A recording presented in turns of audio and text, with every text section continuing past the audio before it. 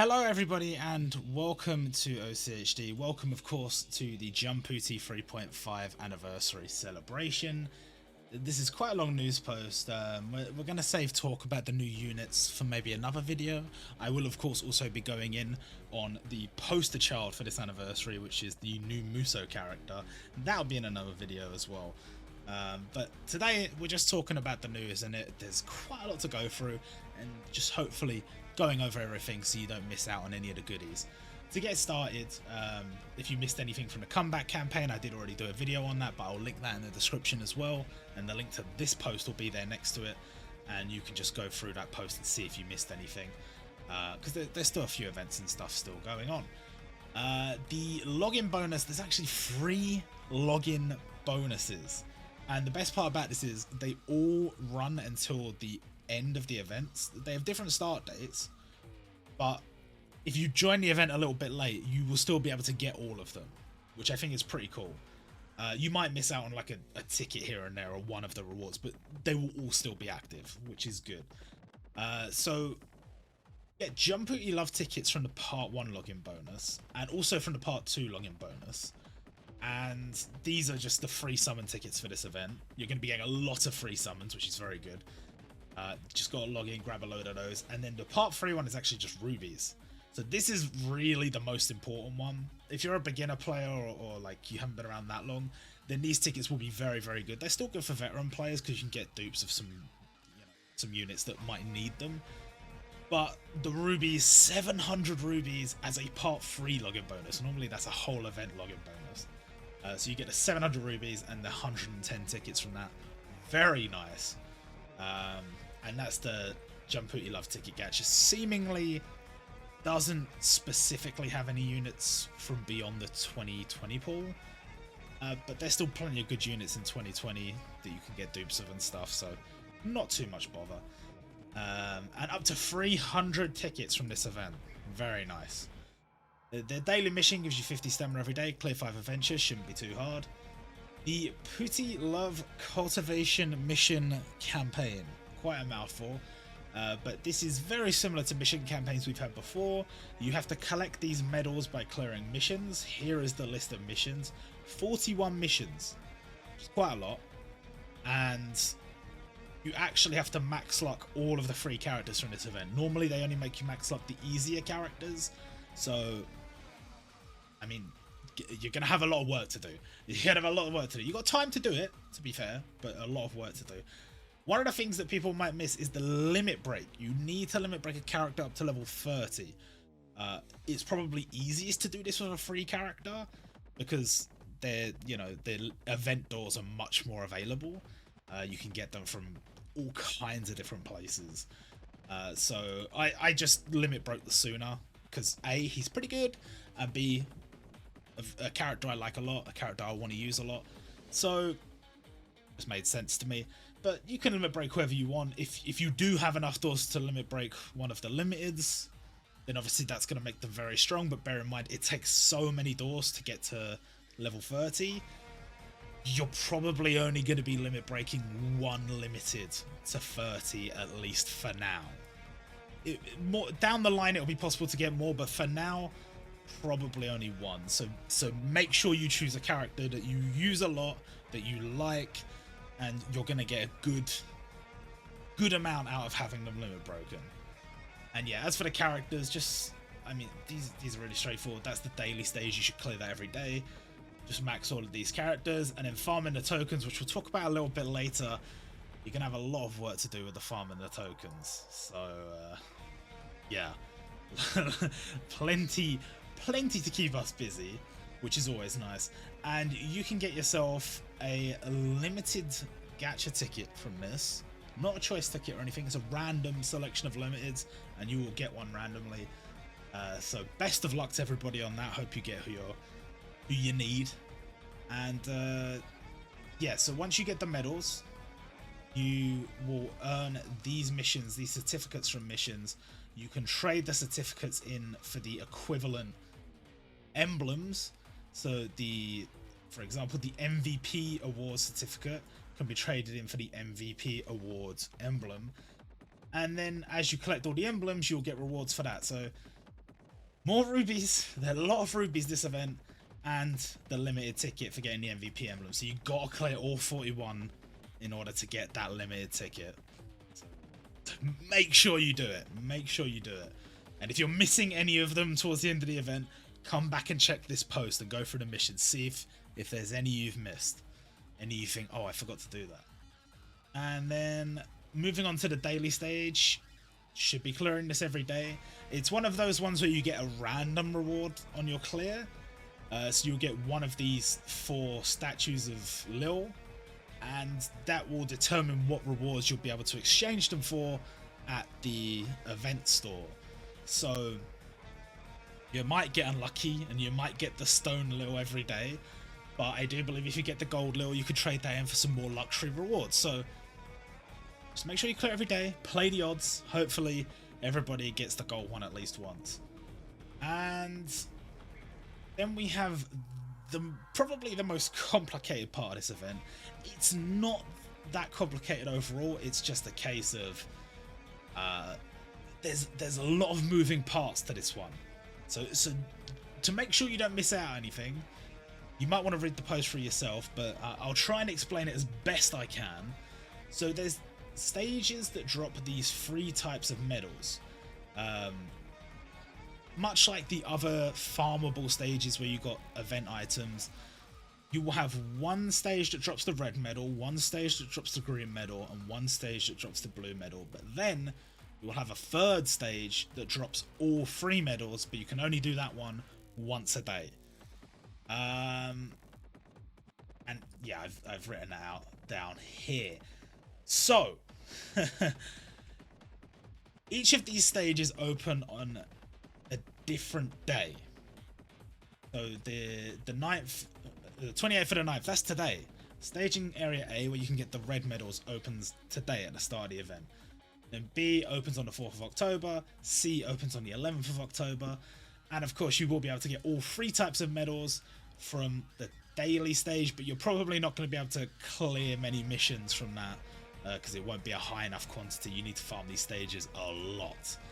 And these medals can be traded, as you can see here, at the event exchange for a load of items. There's a lot of nice items in there. You can see Muso doors, which aren't normally in event exchanges. You can see jewels as well, loads of tickets. So lots of good stuff in there. But that's not really the main selling point of this event. The main selling point is the Ruby Voucher Distribution Scheme. So you can see these vouchers here. You have red ticket A, B, and C, or voucher, red voucher, green voucher A, B, and C, and blue voucher A, B, and C. You can get one of each of these tickets or vouchers, so 9 vouchers total. And you need to get these 9 vouchers total in order to get as many rubies as possible. Each of these is going to equate to a bunch of rubies, so you want to get all of them. The A voucher in each section, these ones here, are worth 100 rubies. That's the base value. Then the B voucher is worth double what the A voucher is worth, and the C voucher is worth triple what the A voucher is worth. So at base value, 100, 200, 300. But the value can increase based on the number of medals collected. So from 0 to 100,000 rubies, which will be the base value, 100, 200, 300, but then it will increase by 25 rubies when you hit the next threshold of 50,000 after 100,000, and from then on every 50,000. So from 100,000 to 150,000, 125, 250, 375, and then from 150 to 200,000, 150, 300, 450, and it will just keep going up like that. And it is limitless. That can go on forever and forever and forever. The only point I have to make, that it's somewhat misleading that it's limitless. The amount of medals you need to farm to get up to these sort of numbers is outrageous. The amount of stage farming you're going to have to do is crazy. So I wouldn't bank on being able to get very high. I mean, obviously they're giving out premium currency here. They're not just going to let you get as many as you want. But yeah, this is a limitless campaign that is it's just so hard to go beyond a certain point. So everyone's going to be able to at least get this pretty easily. You just have to, you know, earn them. Not that bad. Earning the vouchers for each section, you can see the missions here. Clear stage A 15 times, and that's the same for all of them. Clear stage B, clear stage C, all 15 times. And then you just have to collect numbers of the tokens, 3,500, 5,000, and it's slightly higher in each section after that. But it's not that bad. And you can get all of these and get, what, I mean, even at base value, you're getting a decent amount of rubies. You're getting, what, like 300, and then 600, and then 900. That's a lot of rubies. That's a lot of rubies. But obviously everyone's going to want to get that value up, you know. So I'll be interested to see what the final payout is looking like. But it's an interesting campaign, to say the least. Now, moving on beyond that campaign, standard events. We have Koka from Gintama, who is a farmable. You need to get her to 99 luck. I know some people saying she shouldn't have been transcendent, but I'm not a Gintama fan, so I don't care that much. Then we have Suna, who is a catastrophe. And, you know, looking back to our predictions, we've not done bad. I know we sort of had the teasers, so it's a little bit easier to work some of the stuff out, but we have not done bad in this event. And Suna catastrophe, spot on. It is a little strange to me having him as a catastrophe. Like when they've put Deku as a transcendent, they've put Tanjiro as a transcendent. I know those are sort of like earlier in the series, whereas this is Suna sort of in the future arc, and he's just like sort of earned the approval of the previous bosses of the Vongola. So it's kind of a big deal, kind of a big moment for him. It's just weird to have this free-to-play Suna that's like, not only is he really good, he's like 99 luck lead and stuff. It's strange, but it's awesome. It is awesome. And there's his aura costume, looking very nice. Then we have Corazon, who I do believe has changed types in between versions of the game, from green to red, which is kind of strange, but I guess it doesn't really matter that much. And he's got a slightly different looking aura costume, but it's still quite nice. Still looks quite good. Not that I wasn't that hyped about One Piece, you know. I was kind of hoping Corazon would be the mascot of this event, but I guess that was sort of wishful thinking. You know, it's fine. More One Piece content, sure, whatever. Then we have this event I'm very happy about, but again, it's, as the Gintama fans will have said about Koka being a transcendent, Masaki being a transcendent, while possibly fitting, look at that sprite. That sprite deserves to be standard gacha. It is a shame that's been wasted on a transcendent class event. And they've even made the Hollow, who is called White. I didn't remember that, but if you look in the manga, he is called White. They made him into a full sprite. Only event, like enemy only. Can't obtain him, but still, it's cool, I guess. And a nice little event. I'm pretty happy with that. And then this event, which I'm low-key quite happy about. I probably shouldn't be, because it's just more needlessly shoving Kimetsu no Yaiba into another ensemble event. It's another random throwaway transcendent. We've had 3 blue transcendent Kimetsu no Yaiba units in ensembles, I think, in a row, which is crazy. But also not that crazy because it's Kimetsu no Yaiba, and they've not done a proper feature festival for it this year, so that's probably why. I like this particular part of the story, the sisters and the like flashback art is great. It's great. I can understand why people would not be happy. I get it. I totally get it. If I'm going to complain about One Piece, people have every right to complain about Kimetsu no Yaiba. And I would normally be there complaining right with you, but Flashback Shinobu, that's great. Come on, that's great. Transcendent, really? Okay, fair enough, whatever. And then we have Naruto. Now, let me say this. One of the things I said in a past video was one thing you've got to account for in every event is how they're going to needlessly fit either One Piece, Naruto, or Kimetsu no Yaiba into an ensemble event. And somehow, I didn't see it coming that they would do all three in this event. Even though I'd said it before. There you go. At least, the one thing I will say, at least they fit the theme. That is the one defense I will give. They fit the theme.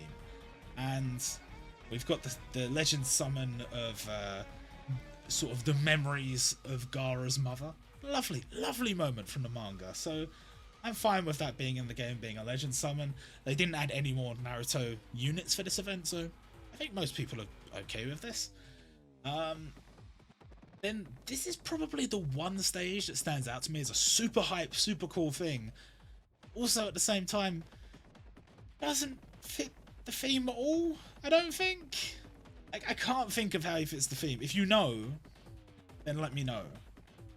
I mean, I guess you could kind of make the argument for Suna and Giotto, but there is a definite argument of them like caring for their family. That's the whole theme of that like moment where Suna awakens the Von Ring X gloves, is like he cares so much for the people around him. He really doesn't give a shit about the whole mafia thing, and he's just like, you're telling me to, you know, deal with all the sins of Von past. I don't care. I don't want to deal with that. I'm not gonna.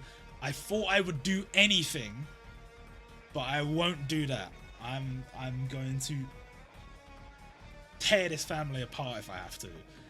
And Giotto's like, yeah, that's what you need to be the boss. You need to love and respect your family, and that's it.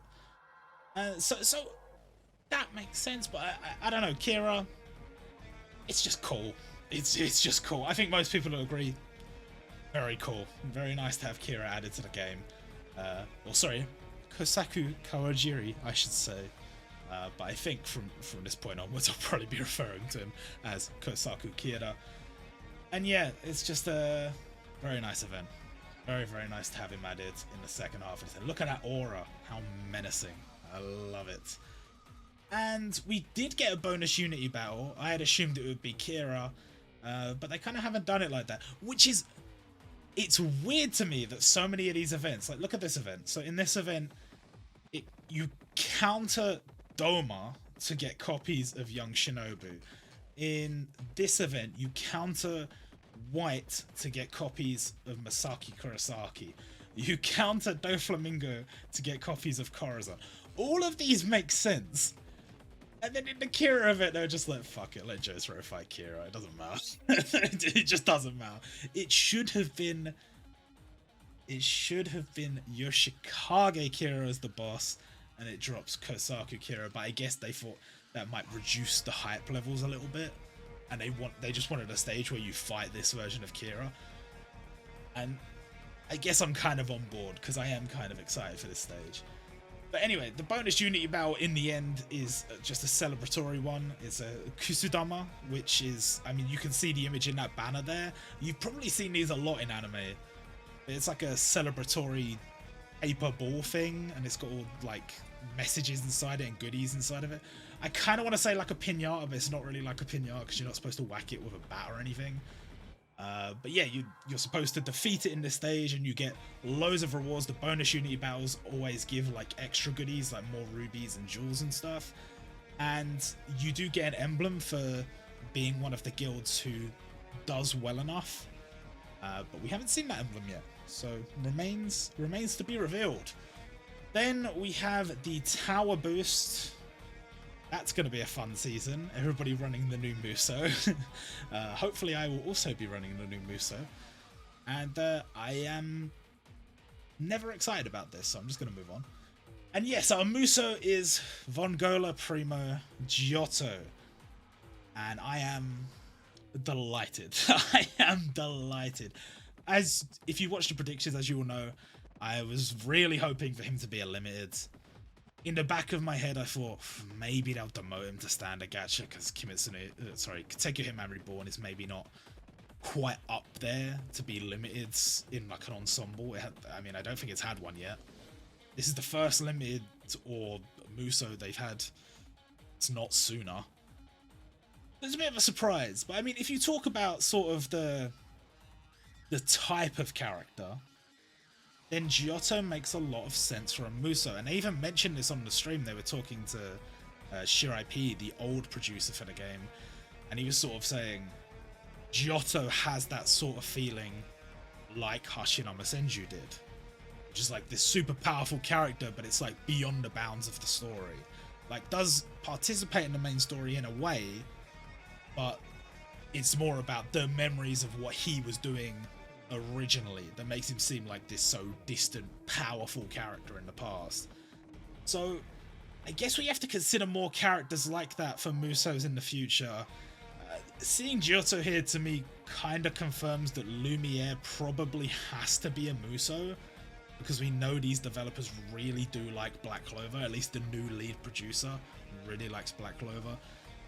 And in terms of having the same sort of feeling, he definitely does have that same sort of feeling. So I'll be interested to speculate on who else we might get. But I'm for now, I'm delighted. This is going to be my first Muso. I'm definitely going to get him, even if I have to go all the way, which I don't want to. But even if I have to, I'll go all the way.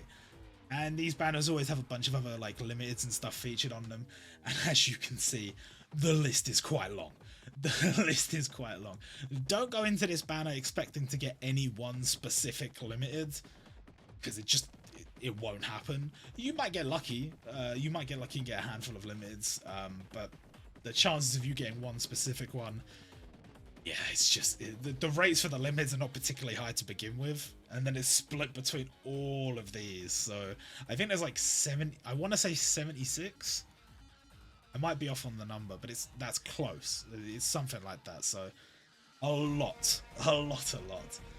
And as you know, with these banners, 32 multis, which is pricey. It costs about 24,000 rubies. Well, it costs exactly 24,000 rubies. And the rotations go: first multi, 1,000 rubies, guaranteed 5-star. Second multi, 1,000 rubies. Third multi, free. Fourth multi, 1,000 rubies. Reset to first multi. Round and round like that until you've done 32. So again, a lot of summons, but these events give so many rubies. I mean, just at the start of this event, we got 1,000 rubies as a gift from the stream, then another 1,000 rubies just because the event was about to start, and then we've hit number 1 and number 2 on trending, so we're probably going to get another bunch of rubies. So, you know, lots of rubies. And we have a new ability introduced by Giotto. It is called Skill Bubble Charge Up. And the way this works, we only have one character for reference, which is Giotto, so we'll have to rely on him. Whenever you have a skill bubble on the board for this character, it will become a charge skill bubble. At 0 charge, nothing happens, it's just a normal skill bubble. But as each turn passes after that skill bubble has been placed on the board, the base damage will increase by 10%, and the blast radius will increase by 1 step. I've worded this wrong here.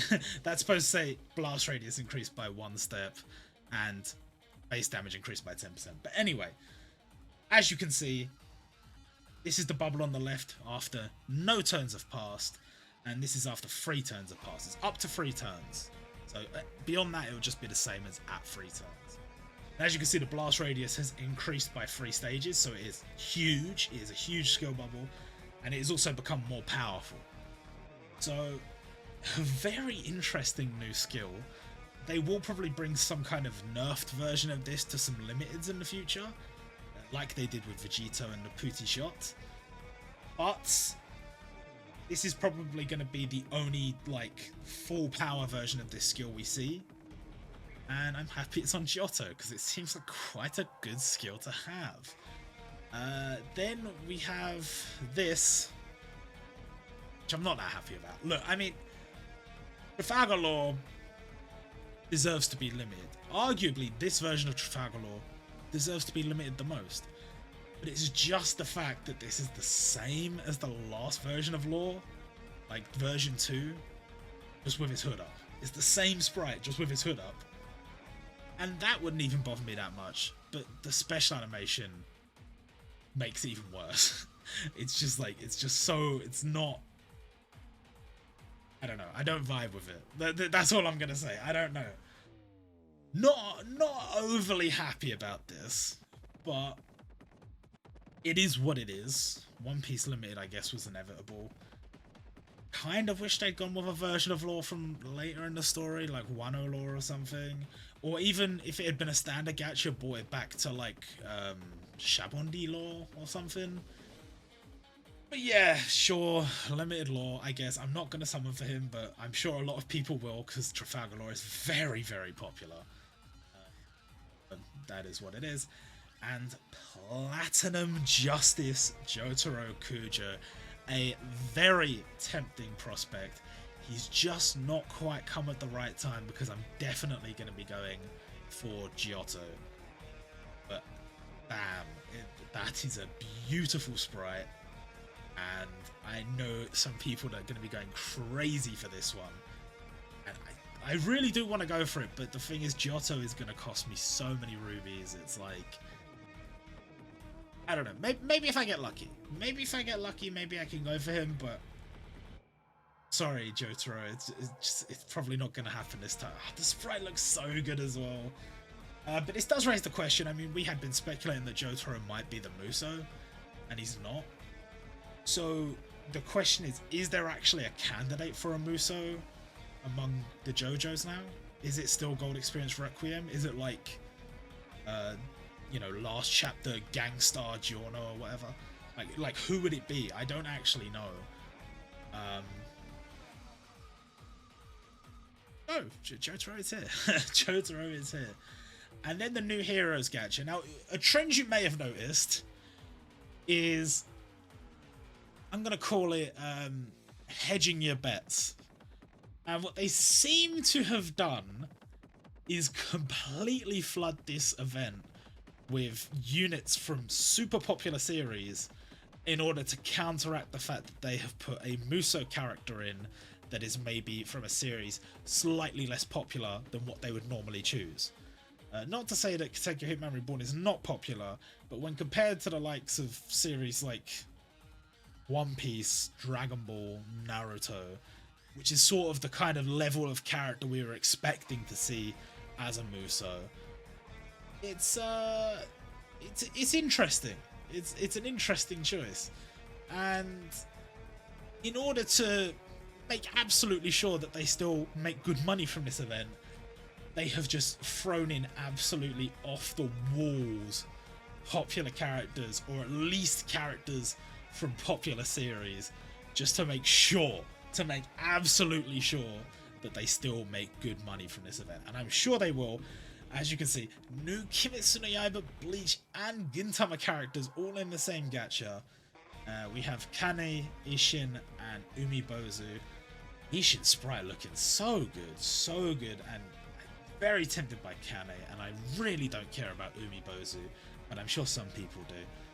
And just lovely. It's just lovely. All three of these counter Transcendent class events, but they all have sort of secondary uses, so that's nice. And yeah, again, the temptation will be there, same as with Jotaro. It's just a question of, can I afford it with the Muso gacha, and that we will see.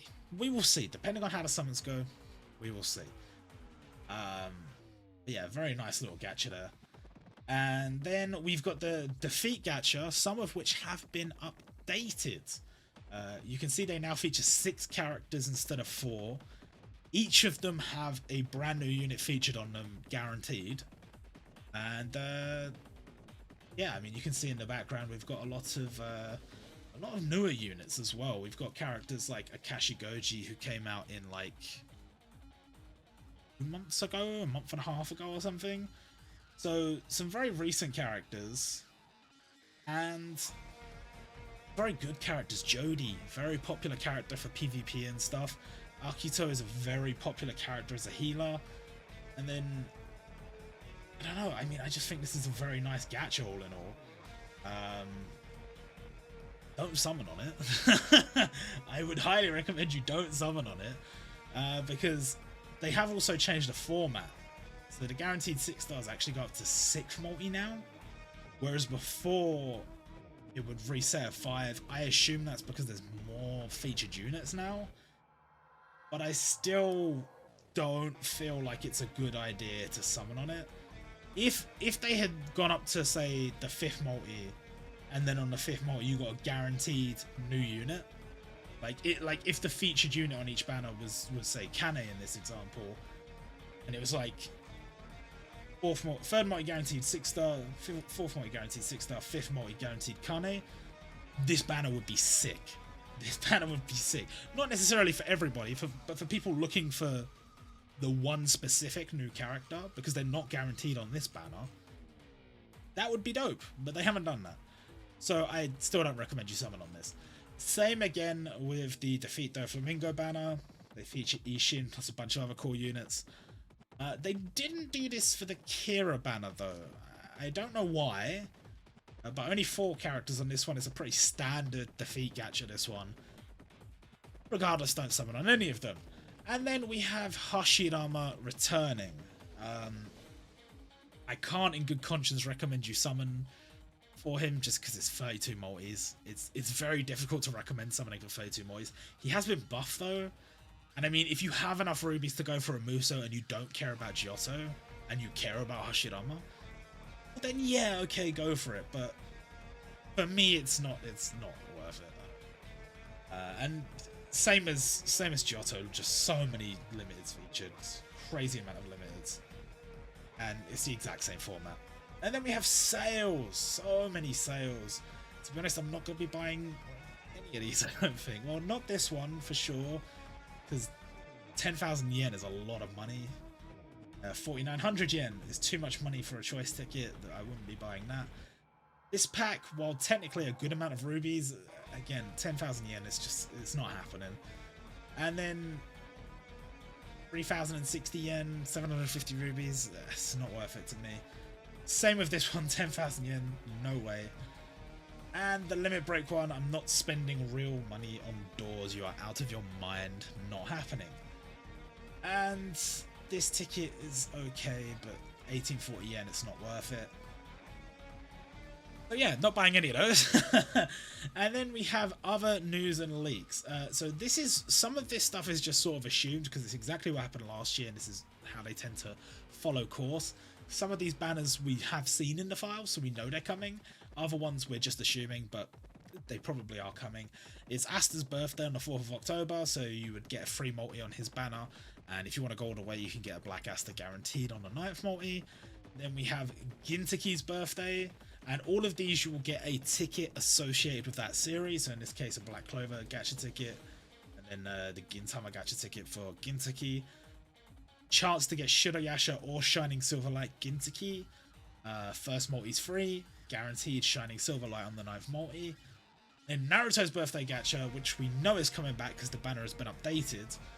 And it now includes Kurama Chakra Mode Naruto, who will be the guaranteed. And then the other 2 will just be a chance to get them.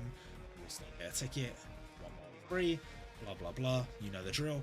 And they've done the same with Suna too. They've updated his banner, and we know that Harmony of the Sky Sawada Tsunayoshi will be on there. Very nice, very very nice. Then we got some other sales and stuff that came out in the data download. They are offering 30 Muso doors, which is actually quite a substantial amount of doors, but it costs 4,900 yen, and you shouldn't be spending real world money on doors. In my opinion, it's not worth it. I'm sure there's going to be a lot of whales out there that will do it, but I'm not going to be one of them.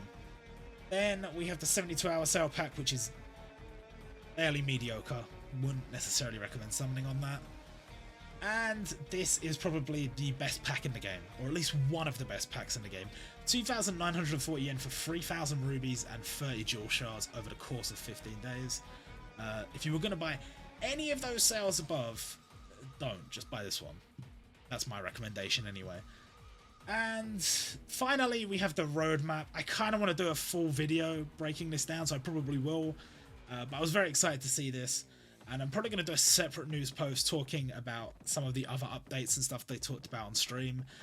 The only reason I didn't include it here was A, I was a bit short on time, and B, a lot of the stuff they talked about was just kind of like, yeah, this update we've been working on for ages, we're still working on it. We have no finish date and we have no updates to share, which is a bit depressing.